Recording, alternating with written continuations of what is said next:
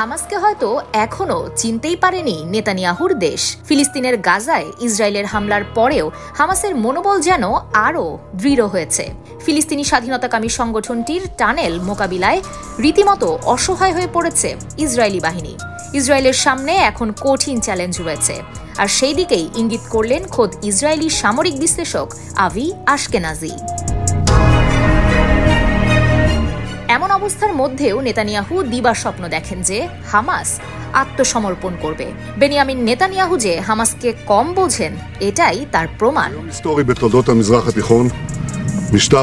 হামাসের টানেলের বিরুদ্ধে ইসরায়েলি বাহিনীর তৎপরতাকে চামচ দিয়ে সমুদ্র সেচার মতো বলে মন্তব্য করেছেন ইসরায়েলি সামরিক বিশ্লেষক আভি আশকেনাজি। একই সঙ্গে তিনি গাজার যুদ্ধকে ইসরায়েলি বাহিনীর জন্য একটি জটিল চ্যালেঞ্জ হিসেবেও উল্লেখ করেছেন। আভি আশকেনাজি হামাসের শক্তি আন্দাজ করতে পারলেও নেতানিয়াহুর বোধোদয় এখনো হয়নি।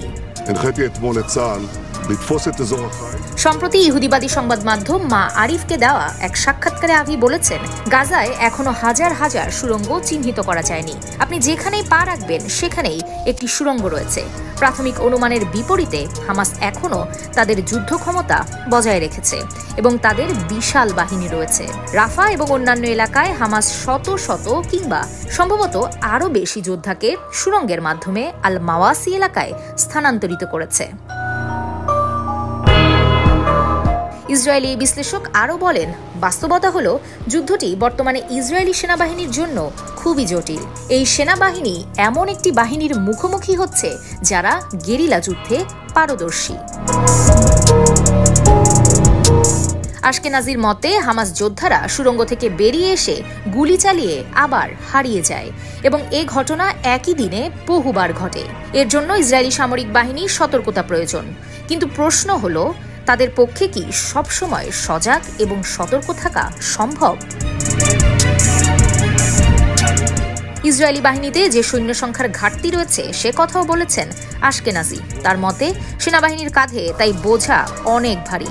এমনকি যদি তারা অভিযানে বৃহৎ বাহিনী পাঠাতে চায়, তবুও এই বিকল্পটি বিপজ্জনক, কারণ এতে ফিলিস্তিনি যোদ্ধারা ইসরায়েলি বাহিনীকে আরও তীব্রভাবে আক্রমণ করতে বাধ্য হবে, আর এ ঘটনা ইসরায়েলি বন্দীদের জীবনকে বিপন্ন করে তুলবে। অন্তর্ঘাতী নাশকতাকারী নেতানিয়াহু আলোচনার মাধ্যমে সমাধানের পথ চান না।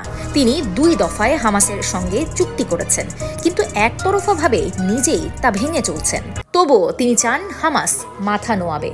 হামাস এবং গাজাবাসী প্রতি রাতে যে সাজা ভোগ করছে তাতে সংগঠনটির নত না হওয়ার অনেক কারণ আছে, আর প্রধান কারণই হলো অসহায় গাজাবাসীদের নির্বিচারে হত্যা করা।